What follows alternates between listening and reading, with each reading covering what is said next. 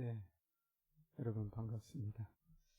회개하라 하는 말씀 가지고 마태복음 4장 12절, 11절 본문을 통해서 우리 주시는 주님의 음성을 들을 수 있으면 좋겠습니다. 제가 일주일에 한 번씩 강의를 하나 듣고 있는 게 있습니다. 온라인 강의를 듣고 있는데 시 쓰기입니다. 시 강의를 일주일에 한 번씩 듣는데 일주일에 한 번씩 시를 써가야 돼요. 써가서 합평이라고 그래서 모든 구성원들이 함께 그 시를 비평해 주는 겁니다. 근데 그 원칙이 있어요. 강사님이 이야기하기를 먼저 칭찬을 많이 한 후에 그 다음에 비평을 해라. 근데 그게 쉽지 않더라고요. 그래서 시를 누가 발표하면 가장 먼저 비판할 게 막 떠오릅니다. 어떻게 저렇게 통일성이 없는가?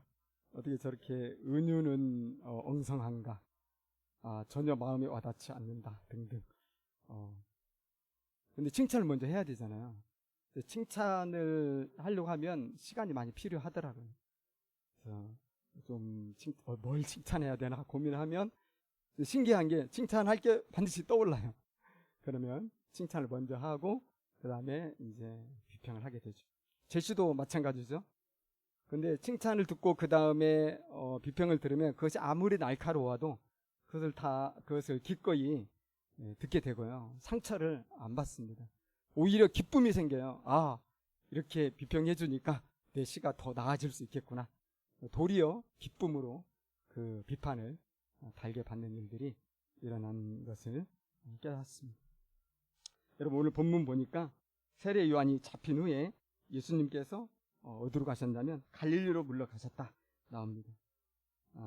특별히 13절에 보면 나사렛을 떠나서 스불론과 납달리 지경 해변에 있는 가버나움에 가서 사셨다 이렇게 되어 있습니다. 그래서 가버나움은 해변가에 있는 아래쪽에 갈릴리라고 우리가 생각하면 되겠습니다. 갈릴리에 대해서 잠깐 생각해 보면 좋겠는데 갈릴리도 가나안 지역이잖아요. 가나안 지역이긴 하지만 거기는 이제 나사렛이 있는 그런 그 지역이고 또 오늘 말씀 예수님이 사셨던 가버나움이 있는 그런 곳이죠. 그래서 우리 나사렛 하면 어감이 어떻습니까? 아주 정말 주목받지 못하는 곳이다. 그런 말도 있었잖아요. 갈릴리 나사렛에서 무슨 선한 것이 나올 수 있겠느냐. 그런 지역입니다. 그래서 유대 사회에서 인정받지 못한 지역이고 오랫동안 하나님께 버림받은 지역으로 알려져 있죠. 그래서 이사야가 그렇게 이야기한 겁니다. 15절을 보면 이방의 갈릴리다. 16절을 보면 흑암에 앉은 백성이고 사망의 땅과 그 그늘에 앉은 자들이다. 그러니까 한마디로 이 갈릴리는 이방 땅이죠. 그리고 이 흑암의 땅이고 사망과 그늘의 땅입니다. 왜 갈릴리가 그 약속의 땅, 이 가나안 지역에 해당됨에도 불구하고 그런 버림받은 땅이 되었는가? 우리 잘 알잖아요. 아수르의 이 침략으로 인해서 북이스라엘이 멸망을 받았습니다. 그리고 이방인들이 그곳에 이제 와서 거주하게 되는데 이 갈릴리는 조금 더 북쪽에 있었기 때문에 훨씬 많은 이방인들이 거주하게 되고요. 그래서 유대교의 이 오랫동안 지켜왔던 종교적 전통이 이제 이 우상숭배와 섞어지게 되는 거잖아요. 그래서 하나님을 예배하는 이 예배가 점점 사라지게 되고 우상숭배가 점점 보편화되고 이방 문화가 아주 깊숙이 들어오게 되고 그래서 남쪽 유다에서 정통의 입장에서 볼 때 이 갈릴리는 이방하고 똑같다. 여기는 정말 하나님이 버림받은 땅이다. 정말 흑암의 땅이 아니고 사망의 땅이 아니면 도대체 뭐냐? 이제 그렇게 되는 거죠. 바로 예수님께서 그런 곳으로 가신 것입니다. 갈릴리로 물러가시고 거기에서 복음을 전파하신 거죠. 그리고 첫 일성이 세례 요한과 똑같아요. 회개하라. 전국이 가까웠느니라. 제가 생각해보면 사도 마태도 아마 이런 상황을 그 당시에는 즉각적으로 이해하지 못했을 것 같아요. 여러분, 우리가 지난번에 본 것처럼 세례 요한이 붙잡혔잖아요. 사실 세례 요한이 예수님에게 얼마나 소중한 존재예요? 뭐 해야 됩니까? 우리 같으면 의리를 지켜야죠. 구명운동을 해야죠. 그런데 갈릴리로 물러가셨다. 뭐 도망치듯이 후퇴하듯이 좀 여러분 이해 갑니까? 이해가 가지 않잖아요. 또 한편으로 이것도 있어요. 아니 하나님의 그 말씀을 성취하는 메시아로 오셨으면 모든 사람의 이목이 집중되는 유대의 수도 예루살렘 성에서 이 당당하게 이 악의 권세와 싸우면서 이 악을 심판하고 그곳에서 하나님의 나라를 펼쳐가고 회개하라 하면서 이렇게 해야 맞을 것 같은데 어떻게 그렇게 변방 중에 변방인 그 사망의 땅, 흑암의 땅, 그것도 이방인과 똑같은 곳이라고 여겨지는 갈릴리로 물러가실 수가 있는가? 사실 이것은 나중에 예수님의 사역에도 도움이 안 되잖아요. 그 사람들이 뭐 갈릴리 출신이라고, 나사렛 출신이라고, 거기에서는 선지자가 나올 수 없는 곳인데 사실 그거 아시면서도 가셨단 말이죠. 그러면 그 상황을 보고 있는 사도 마태 입장에서 생각해 보면 이해가 안 되는 거예요. 왜 그러셨어요?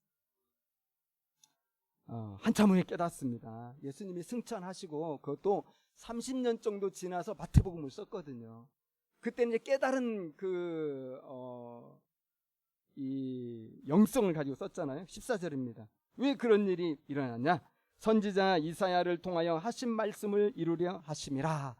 그렇습니다. 하나님의 구약의 예언의 말씀이 성취되도록 하기 위해서 메시아가 오시면 그곳에서 이 빛을 비추실 것이라는 이 이사야 예언을 이루기 위해서 예수님께서 갈릴리에서 흘러가시고 그곳에 가서 사시고 그곳에 가셔서 회개하라 천국이 가까웠느니라 하셨다는 겁니다.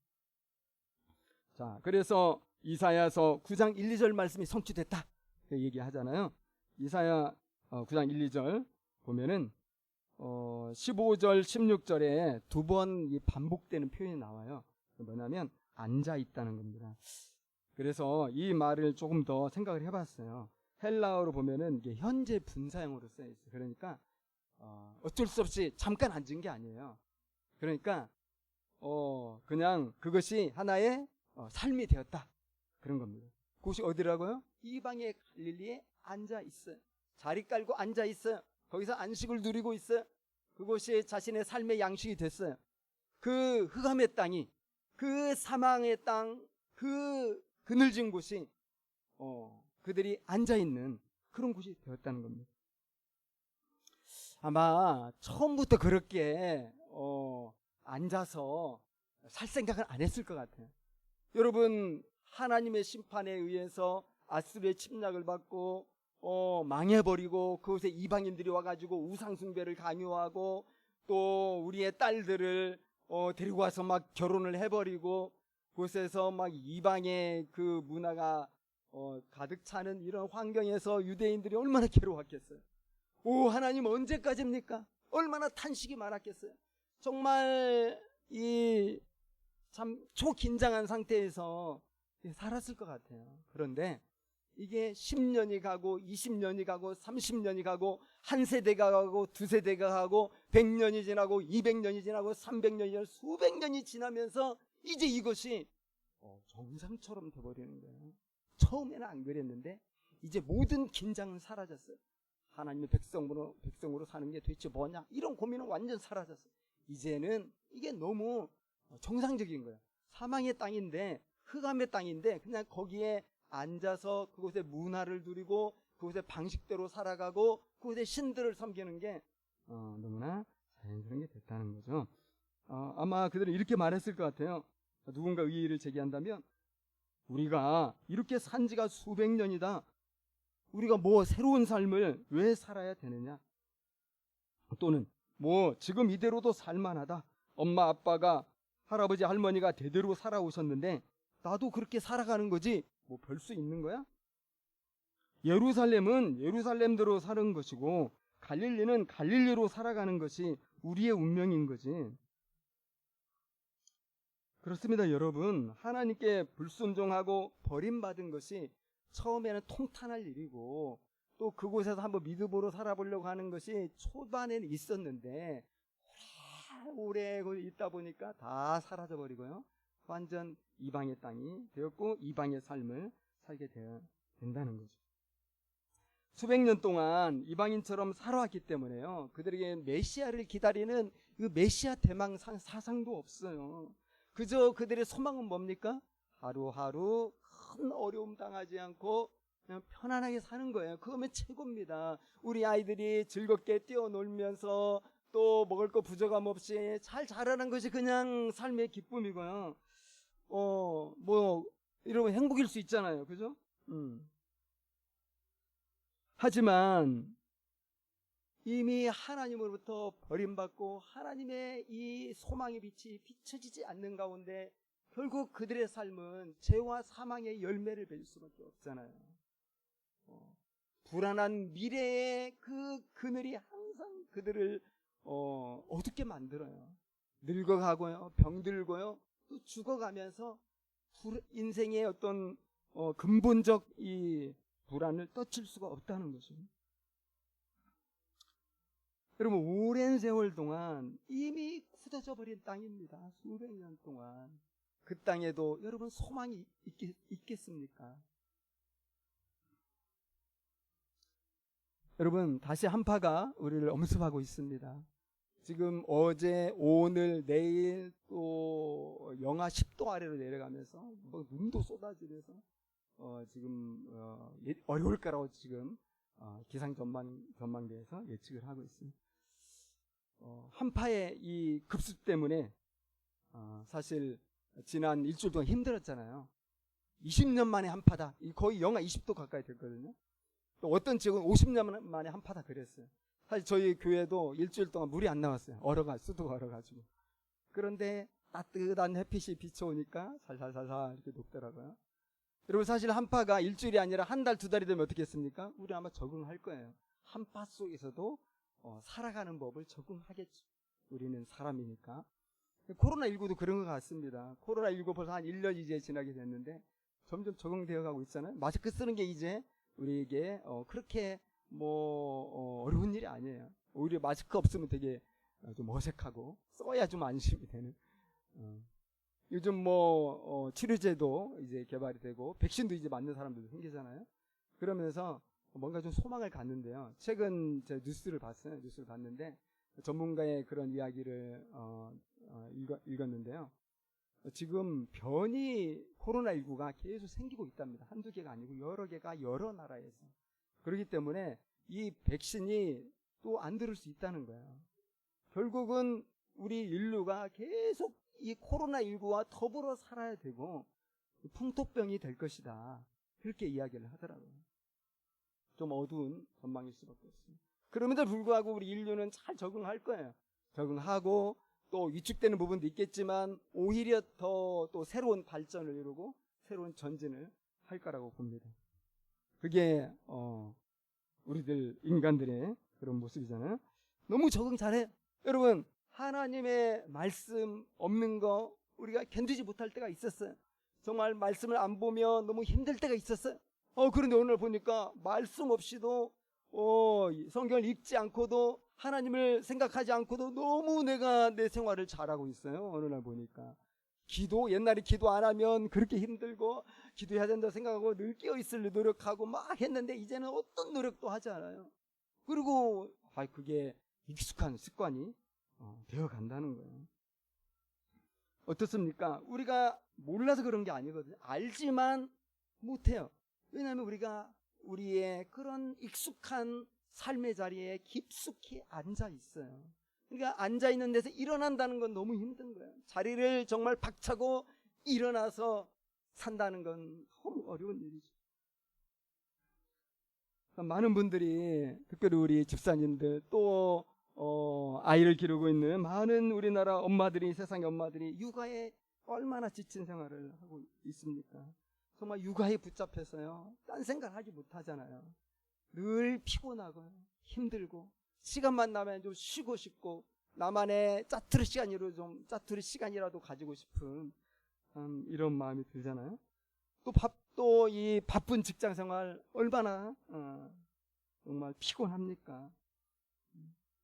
이 정해진 법정 시간이 있지만 거의 다 초과하잖아요. 초과하고 늘 쏟아지는 업무에 또 야근에다가 너무 바쁘고요. 너무 힘든 것이 우리들의 현실이에요.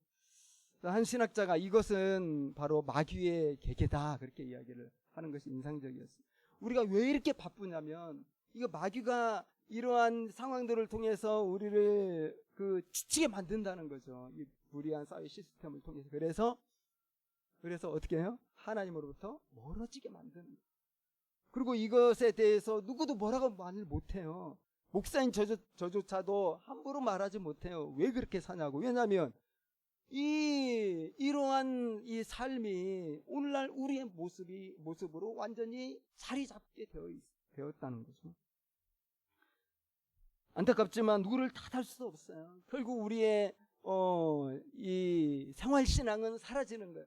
그저 교회에서 일주일에 한 번 드리는 형식적 공예배로 근근히 우리 신앙을 이어가고 생활 속에서 소금이 되고 빛이 되는 총체적 이런 말은 많이 하지만은 점점 그것이 사라져가는 관심은 오직 워라벨이죠. 어떻게 하면 좀 일과 여가를 병행하며 우리가 쉴 수 있을까?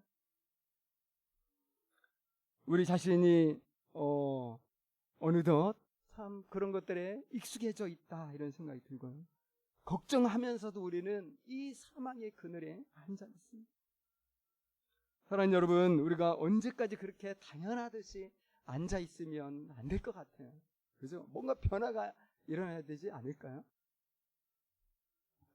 근데 여러분, 기쁜 소식이 있습니다. 뭡니까? 예수님께서 찾아오셨다는 것입니다. 예수님께서 오늘 말씀에 의하면 가버나움에 가셨다는 것입니다. 예수님께서 가버나움에 가신 것은 사망과 그늘에 앉아서 그저 운명으로 받아들이고 익숙해진 채로 하나님과 멀리 떨어져서 죽음 속으로 가는 그들에게 하나님의 영원한 생명을 선물하기 위해서. 이제 주님은 그곳에 가셔서 서서히 죽어가게 하고 멸망하게 하는 그 사망의 안락한 방석을 걷어내고 영생의 하나님 나라로 들어오라는 것입니다. 흑암에서 빛으로 너의 나라를 옮기라는 것입니다. 수백 년 동안 그렇게 살다 보니 이방의 갈릴리가 더 친숙해졌지만 예수님이 이제 그 친숙한 문화와 그 종교와 그 삶의 방식에서 돌이키라 그렇게 말씀하십니다. 그 말씀하시기 위해서 하나님이신 예수님이 사람의 몸을 입고 무한하신 사랑과 자비의 이 화신이 되셔가지고 찾아가신 것입니다. 그 어둠의 땅. 그리고 예수님이 회개하라고 하셨죠. 회개하라. 그런데 여러분, 이 갈릴리 사람들의 입장에서 보면 이 회개하라는 말이 어떻게 들렸을까요? 회개하라. 좀 그렇게 쉽게 영접이 되는 말씀은 아니었겠다 생각이 듭니다. 여러분, 지금 이방의 갈릴리에서 살고 있는 그 수많은 사람들이 무슨 큰 죄를 저질렀길래 예수님은 회개하라고 그럴까요? 그들이 무슨 죽을 죄를 지었습니까? 그들이 지금 엄청난 범죄를 했습니까?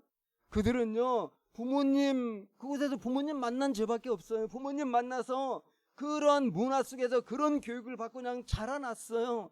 그리고 거기서 남녀 청춘 사랑하고 가정을 이루고 또 아이 낳고 살고 있어요. 그런데 예수님 오셔가지고 회개하라, 천국이 가까웠느니라.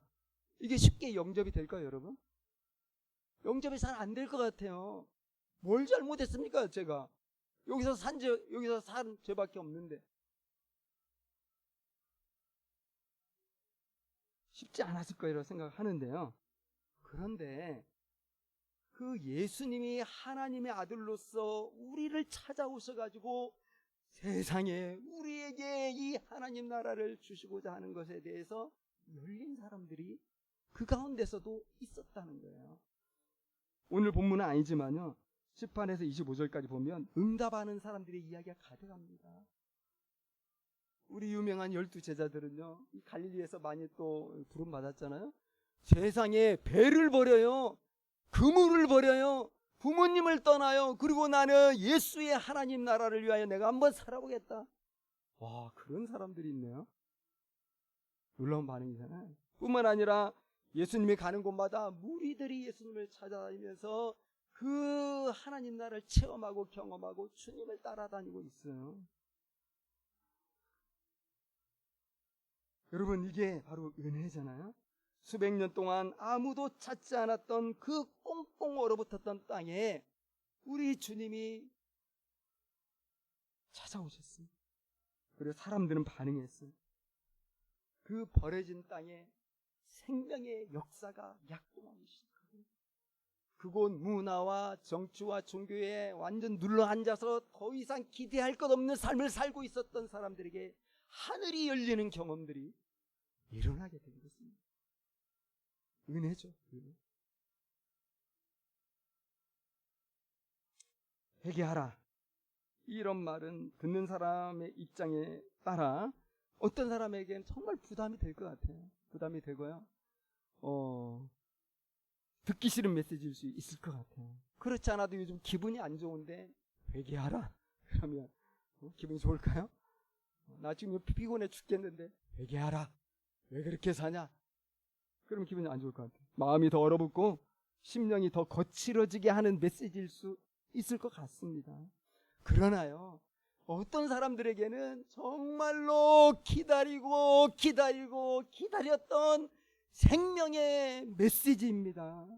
세상에 회개라고 하시는 주님의 음성이 그렇게 달콤할 수가 없고요, 그렇게 아름다운 속삭임으로 들릴 수가 없는 거죠. 야, 내가 이제 회개할 때가 되었구나. 나도 회개하고 새로운 삶을 살 수 있게 되었구나. 세상에 나에게도 회개하는 순간이 찾아오다니, 오, 주님께서 나를 이 오랫동안 익숙해진 상태에서 삶에서 그냥 망하지 않도록 내버려 두지 아니하시고, 이 사망과 그늘질 땅에서 오랫동안 있으면서 서서히 사라지도록 놔두지 아니하시고 나에게 새로운 삶을 살라고 찾아오셨구나. 오, 주님 너무 감사합니다. 아주 기쁨으로 회개하는 이런 사람들도 있는 것입니다. 여러분, 우리가 한 가지 깊이 생각해야 될 게 있어요. 뭐냐?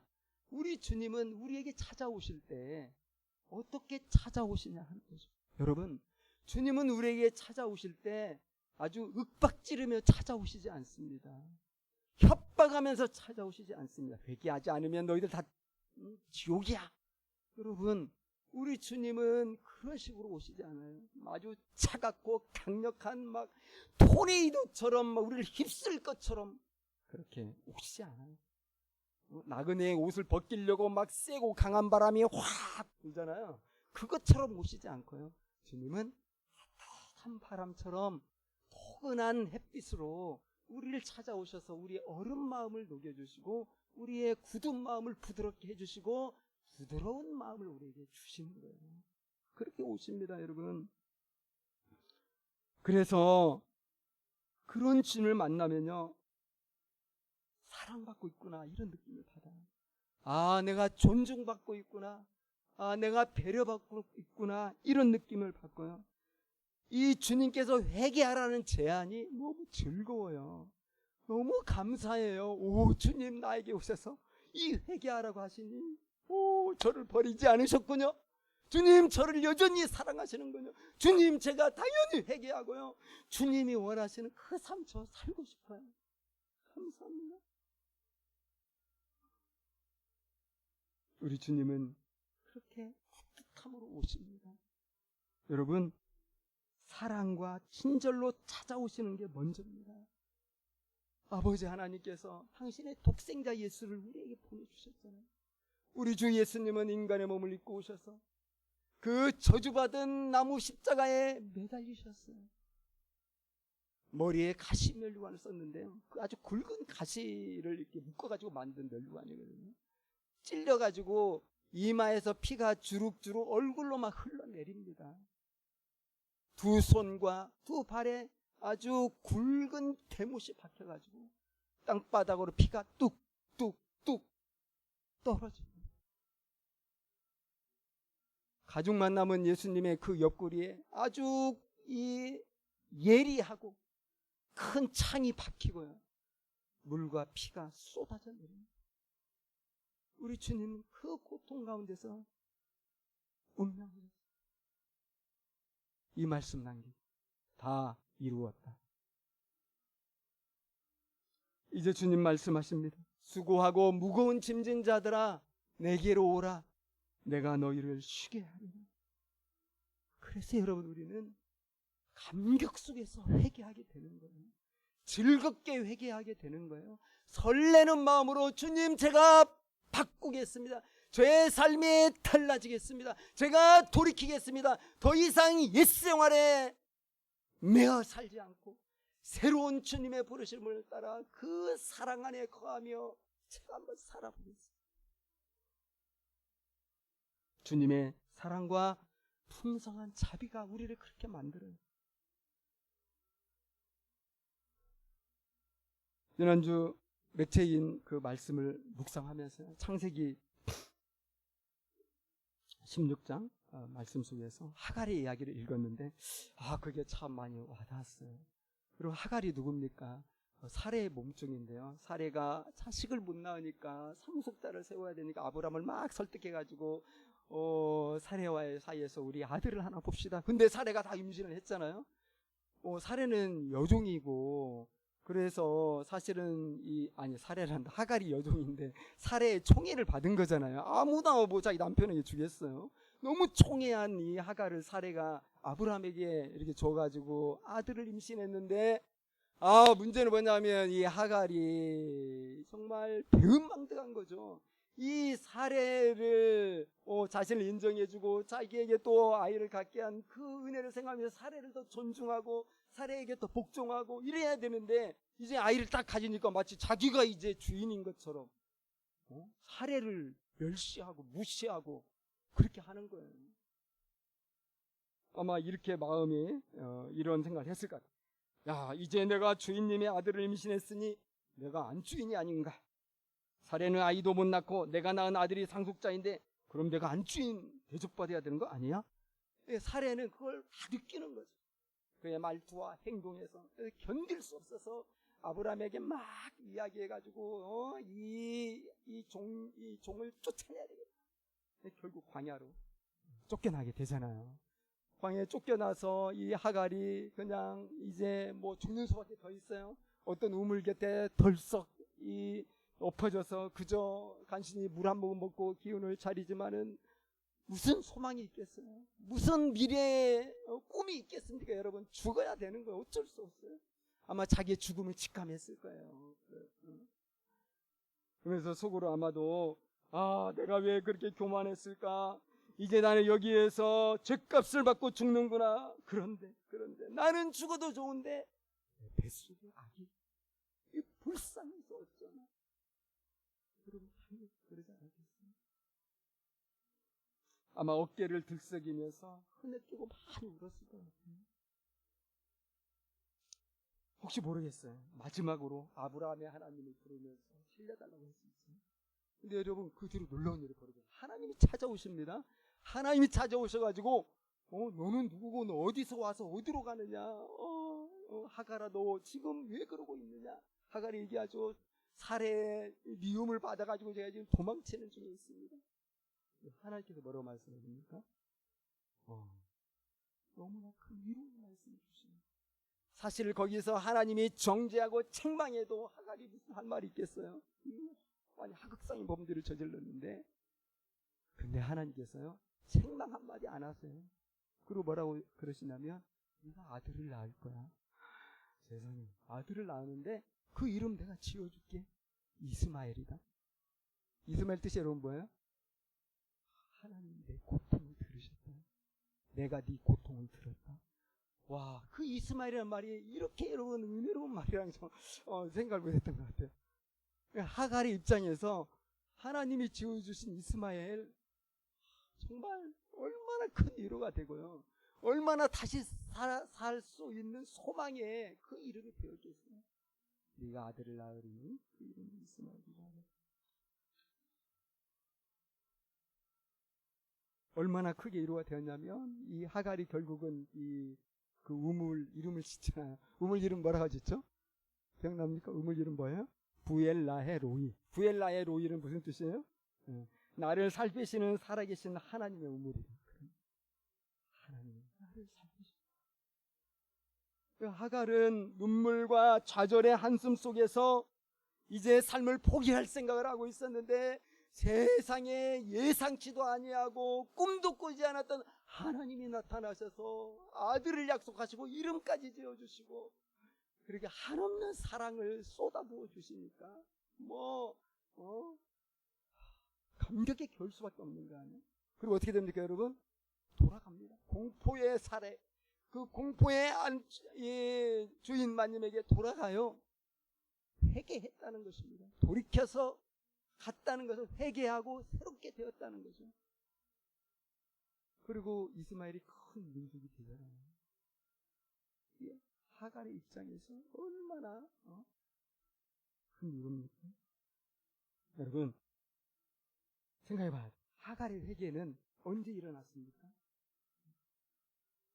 하나님의 무한하신 살피심과 돌보심이 확인된 후에 일어난 거예요. 그러니까 이 하갈이 막 온 힘을 다해서 내가 이러면 안 되지, 내가 죄를 회개해야지, 막 자기 마음을 억지로 막 끌어모아가지고 막 하기 싫지만은 살기 위해서 어쩔 수 없이 막 회개를 하고 나서 하나님이 내가 너의 회개를 들었다 하고 오신 게 아니라 이거예요.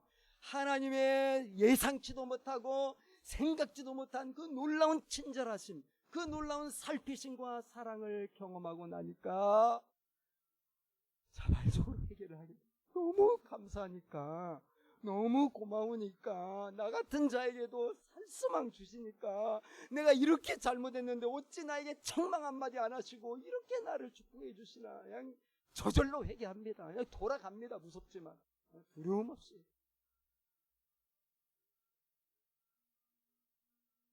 여러분, 우리가 하나님의 은혜를 만나면요, 자발적으로 회개하게 되는 거예요. 여러분, 삭개오 기억나잖아요. 뽕나무에 올라갔던 삭개오가 우리 주님이 내가 네 집에 거하려 하니까 그냥 감동받아가지고 그 은혜 가운데서 회개를 하잖아요. 내 소유의 절반을 주겠습니다. 도색한 거 있다면 내가 4배를 갖겠습니다. 주님 말씀 안 하셨어요? 알아서 회개하는 거예요. 자발적으로. 왜? 주님이 찾아오시니까. 이게 너무 큰 감동으로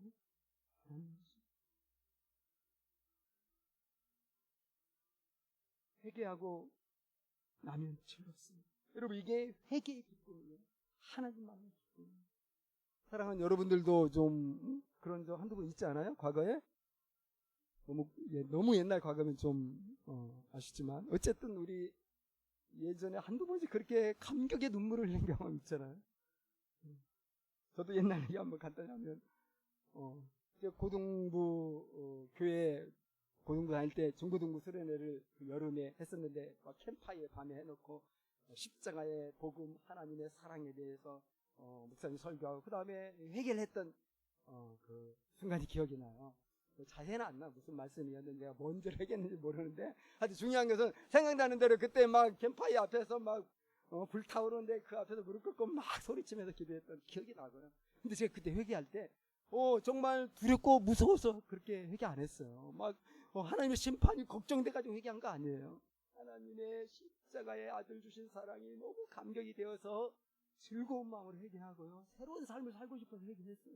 그런데 그렇게 하고 나서 제 신앙생활이 깊어지는 건 너무 당연하죠. 그 이후로 제 신앙생활이 좀 달라졌습니다. 여러분, 우리가 주님을 계속 만나면 좋겠습니다. 왜 우리에게는 옛날 과거밖에 없을까요? 그럼 우리 주님 어디서 만날 수 있을까요, 여러분? 성령님, 우리 주께서 보내신 성령님이 우리의 주님이신데 그분은 무소부재의 하나님이시잖아요. 안 계신 곳이 없습니다. 여러분, 이 교회 안에서만 주님 만나는 게 아니에요. 어디 기도원에 가야만 주님 만나는 게 아니고요. 주님은 어디든지 계시고 어느 때든지 계시고 항상 충만하게 우리 가운데 함께 하시고 우리 마음에도 사실 이미 오셨습니다. 중요한 걸 우리가 깨달아야 된다는 거죠. 성령님은 안 계신 곳이 없어요. 여러분, 우리 엄마들 아이들 응석 받아주며 어르고 달래며 밥을 먹일 때 정말 지치지 않습니까? 그리고 또 설거지하고 방 치우고 또 식사 준비하고 또 아이들과 놀아줘야만 하고 이 지치고 피곤한 이 육아의 현장에 성령님이 찾아오십니다.